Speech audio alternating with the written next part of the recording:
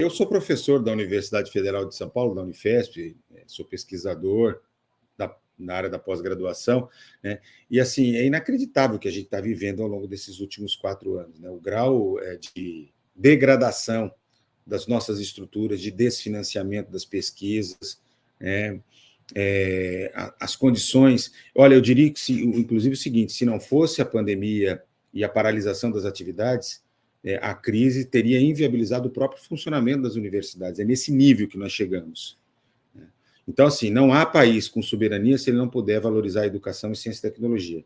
Vejo que todos os países que conseguem alavancar o seu desenvolvimento econômico, social, tal, fizeram fortíssimos investimentos em educação e em ciência e tecnologia. E no caso nosso da saúde, isso é decisivo, porque é a pesquisa orientada para responder os problemas do SUS que dão suporte ao aperfeiçoamento do sistema, que podem desde encontrar soluções que possam ser universalizadas com custos mais baixos, seja a garantia de novos tratamentos, de novos dispositivos médicos que vão melhorar a qualidade de vida das pessoas. Muitas vezes a gente não consegue salvar a vida de uma pessoa, mas a gente pode fazer com que ela viva com mais dignidade, que ela enfrente um problema de uma doença crônica e viva com maior grau de autonomia. Isso tudo depende de ciência, precisa de tecnologia, precisa de formação de profissionais adequados. Vira e mexe, alguém me diz assim, mas tem problema na formação dos médicos, a formação dos enfermeiros não é boa. Não.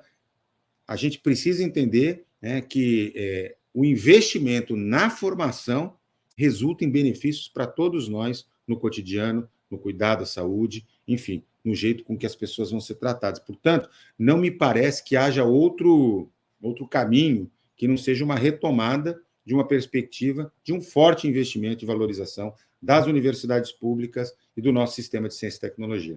Quando se combate a fome, vou dar um exemplo, inclusive fora da área da saúde, as repercussões são imensas sobre a saúde. Nós voltamos a ter internações de bebê por desnutrição grave, coisa que nós não tínhamos já há muitos anos.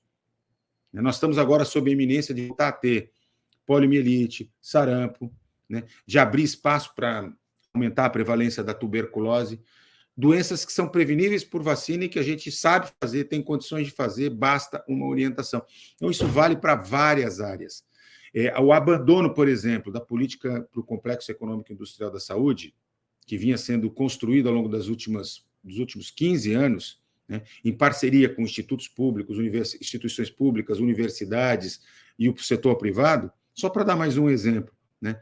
A destruição da condução dessa política nos colocou nessa situação de absurda vulnerabilidade durante a pandemia, ao ponto de faltar equipamentos de proteção individual básicos, máscara, gorro, luva, de faltar oxigênio, de faltar respirador, de faltar medicamentos indutores para intubação orotraqueal. Quer dizer, chega a ser inaceitável. Hoje falta no Brasil, tem um dado da Confederação Nacional dos Municípios, 73% dos municípios brasileiros hoje têm falta de medicamentos básicos.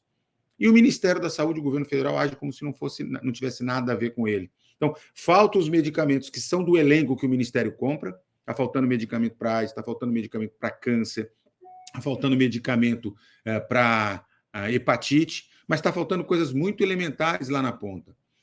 E, naturalmente, é um governo que pouco se preocupou em conseguir fazer a incorporação dos produtos, das tecnologias a serviço da vida. Vou dar um exemplo que também é muito marcante para mim. Nos últimos 5 anos, 95% dos medicamentos oncológicos aprovados pela Anvisa e que já estão sendo usados nos planos de saúde e por pacientes privados não estão disponíveis no SUS.